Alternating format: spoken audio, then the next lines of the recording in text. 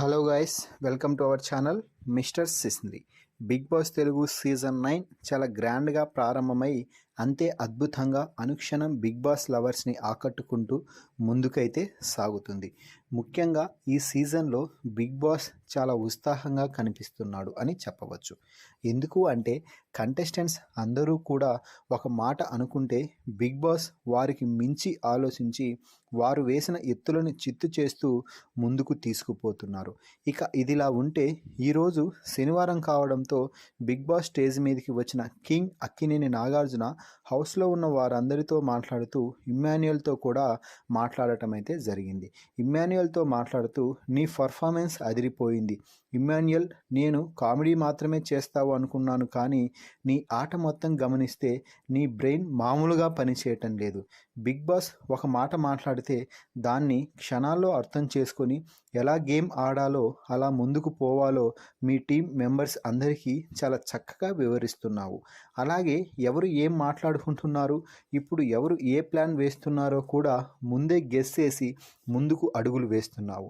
అంటే నీకు ఈ బిగ్ బాస్పై ఎంతటి అవగాహన ఉందో నాకు అర్థం అవుతుంది అంటూ ప్రశంసించాడు. ముఖ్యంగా ఈ 4-5 రోజుల పాటు మంచిగా నీకు సమయం దొరికినప్పుడల్లా అందరినీ నవ్వించావు. అలాగే అమ్మాయి గెటప్లో కూడా శ్రీజాని ఇమిటేట్ చేయడం సూపర్, ఎరగదీసేశావు అంతే అంటూ పొగడడంతో ఏదో సార్ అలా సాగింది అంటూ చెప్పాడు. అయితే ఇమ్మాన్యుయల్ కెప్టెన్సీ టాస్క్లో నీకు అన్యాయం జరిగింది అని నువ్వు భావిస్తున్నావా అని ప్రశ్నిస్తే ఖచ్చితంగా సార్, ఎదుటివారికి చెప్పాడు ఆగండి ఇప్పుడు తీయండి అని మనీష్, మరి నాకెందుకు చెప్పలేదు, అయినా కూడా గ్రీన్ అప్పుడే వెలిగింది, జస్ట్ ఒక్క సెకండ్ ముందు తీసానేమో, దానికి ఏదో ఒక పనిష్మెంట్ ఇచ్చి నన్ను టాస్క్లో కొనసాగించవచ్చు, కానీ టాస్క్ మొత్తం నుంచి నన్ను తప్పించడంతో నాకు చాలా బాధేసింది. ఖచ్చితంగా నా సపోర్ట్ అయినటువంటి భరణి అన్న నన్ను ఖచ్చితంగా గెలిపించి టాస్క్ విన్నర్గా చేసేవారు, కానీ ఆ అవకాశాన్ని నేను మనీష్ చేసిన ఆ తప్పిదంతో కోల్పోయాను అంటూ చెప్పడం అయితే జరిగింది.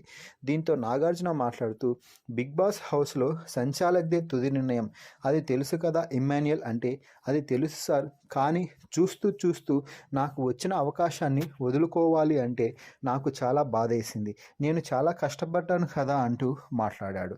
సో ఇమ్మాన్యుయల్తో నాగార్జున మాట్లాడిన మాటలపై మీ అభిప్రాయాన్ని కామెంట్స్ రూపంలో తెలపండి. మరిన్ని బిగ్ బాస్ లైవ్ అప్డేట్స్ కోసం మన ఛానల్ని చూస్తూ ఉండండి.